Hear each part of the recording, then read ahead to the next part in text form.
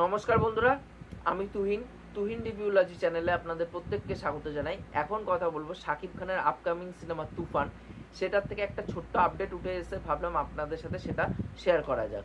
কারণ আমি আগের সপ্তাহে সেইভাবে টাইম পাচ্ছিলাম না বা ভিডিও করার জন্য, একটুখানি ব্যস্ততার মধ্যে যাচ্ছিল। কারণে আমি তো ইউটিউব ছাড়া অন্যান্য কাজবাজও করি, সেই কাজবাজের জন্য টাইম করে উঠতে পারছিলাম না। তা আজকে মূলত এই সপ্তাহ থেকে আমি আবার কন্টিনিউ ভিডিও আনার চেষ্টা করব। তাই মেইন যে আপডেটটা তুফানের, সেই আপডেটটা হচ্ছে এর আগে আমরা শুনতে পেয়েছিলাম যে তুফানের যে অ্যান্টাগনিস্ট হিসাবে আমরা দেখতে পাবো হচ্ছে আমাদের বাংলার মানে এপার বাংলার থেকে যিশু সেনগুপ্তকে। এখন যেই আপডেটটা উঠে আসছে সেটা হচ্ছে যে এখানটা গেস্ট অ্যাপিয়ারেন্সে কিন্তু চঞ্চল চৌধুরীও থাকতে চলেছে এবং তাকে কিন্তু খল চরিত্রেই দেখা যাবে।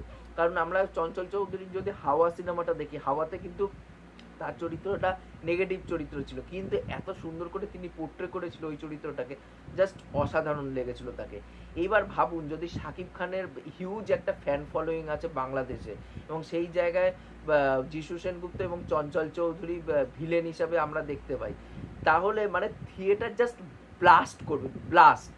মানে এত সুন্দর যদি স্টার কাস্ট রাখা হয়, কারণ ওদিকে নাবিলা আছে, মিমি আছে, মানে এত সুন্দর স্টলওয়ার্ড সব অভিনেতা অভিনেত্রীকে এই সিনেমার মধ্যে নেওয়া হচ্ছে।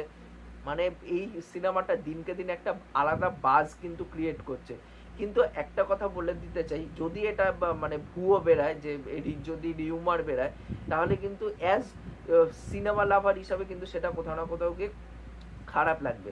তাই এখনই উচিত যে মেকার্সদের অফিসিয়াল ভাবে এটা অ্যানাউন্স করে দেওয়ার যে কে অ্যাকচুয়ালি এই সিনেমার মধ্যে ভিলেন থাকতে চলেছে। কারণ মানুষে কিন্তু এটা নিয়ে একটা হিউজ একটা এক্সপেকটেশন নিজের মধ্যে তৈরি করছে যে এখানটা কিন্তু চঞ্চল চৌধুরী ভিলেন হিসাবে একটা ছোট্ট রোলে তাকে দেখা যাবে।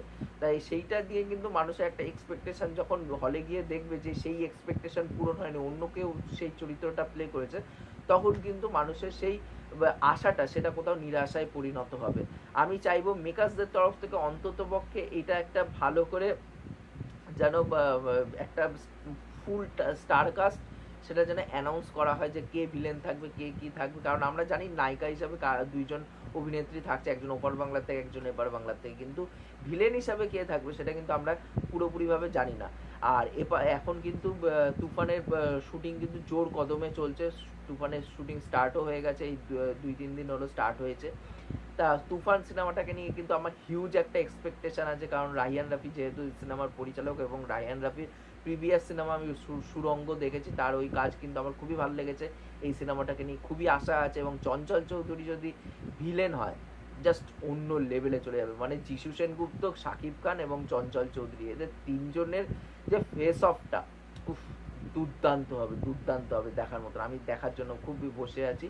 এবং আপনারা কমেন্ট করে অবশ্যই জানাবেন যে আপনারা এই কম্বোটাকে যদি দেখতে পান, চঞ্চল চৌধুরীকে শাকিব খানের বিপরীতে, তাহলে আপনারা কি করবেন, এবং আপনারা এই আপডেটটা শুনে আপনাদের মনের মধ্যে কতটা এক্সাইটমেন্ট কাজ করছে সেটাও কিন্তু নিচে অবশ্যই কমেন্ট করে জানাবেন। কারণ আমার কিন্তু প্রত্যেকের কমেন্ট পড়তে খুবই ভালো লাগে, এবং তার সাথে সাথে যদি আমার চ্যানেলটা সাবস্ক্রাইব করে দিয়েছেন তাহলে আরও বেশি ভালো লাগে, তাহলে মোটিভেশন পাই নতুন নতুন ভিডিও বানানোর জন্য। এখনকার মতন টাটা, বাই।